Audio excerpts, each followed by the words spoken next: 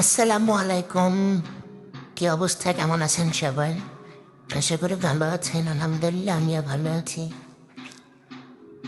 আজকে চলে আসলাম আবারও রান্নাবান্নার কিছু ভিডিও নিয়ে। তো এখানে আমি নদীর পাঁচ মিশিলে মাছ একদম কেটে দিয়ে পরিষ্কার করে নিয়েছি। এখানে আমাদের গাছের পামরা মা দিয়ে গেছে কালকে, তাই সেটা আপনাদের সাথে শেয়ার করলাম। তো ওখানে কিছু সবজি ছিল, সেগুলো দেখলাম। কাঁচকলা, শসা, এগুলোই ছিল। তো আজকে রান্নার জন্য নিয়েছিলাম মুরগি, কাঁচকলা, তারপর হচ্ছে যে মাছ। আমি অর্ধেকটা রেখে দিয়েছি আর অর্ধেকটা আজকে নিয়েছি, যেহেতু বাচ্চারা মাছ খাবে না তাই ওদের জন্য মুরগি।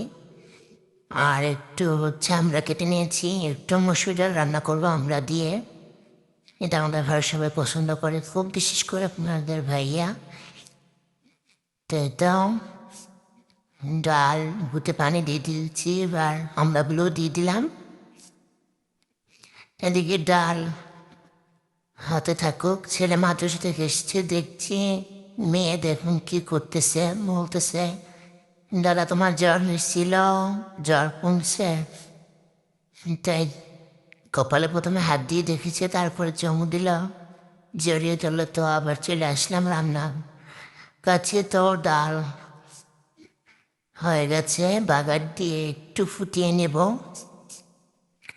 একটু ফুটে গেলেই হচ্ছে নামিয়ে নেব। তো হয়তো ডাল ফুটে গেছে।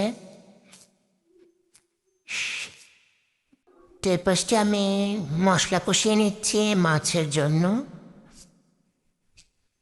মাছটা আমি ভাজবো না, যদিও নদীর মাছ, তাই কষিয়ে রান্না করলে মজা হয়। পাঁচ মিশালি মাছটার এই পাশটায় আমি মুরগি বসিয়ে দিয়েছি।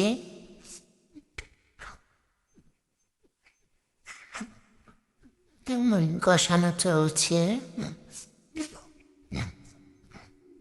এরপরে মশলা কষানো শেষ, মাছগুলো ঢেলে দিলাম। সুন্দর করে একটু কষিয়ে নেব।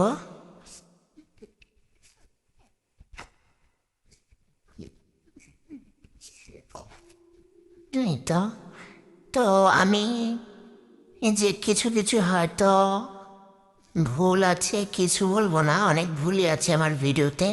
তো আশা করি সবাই ক্ষমার দৃষ্টিতে দেখবেন, কেননা আমি নতুন, আমি জানি না কোনটা কি ভুল হচ্ছে।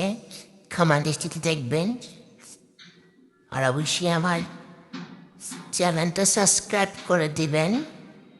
ইউটিউব থেকে দেখলে সাবস্ক্রাইব করে দিবেন, আর ফেসবুক থেকে দেখলে ফলো করে দিবেন, লাইক শেয়ার কমেন্ট করবেন। এই যে মুরগির ফাইনাল লুক।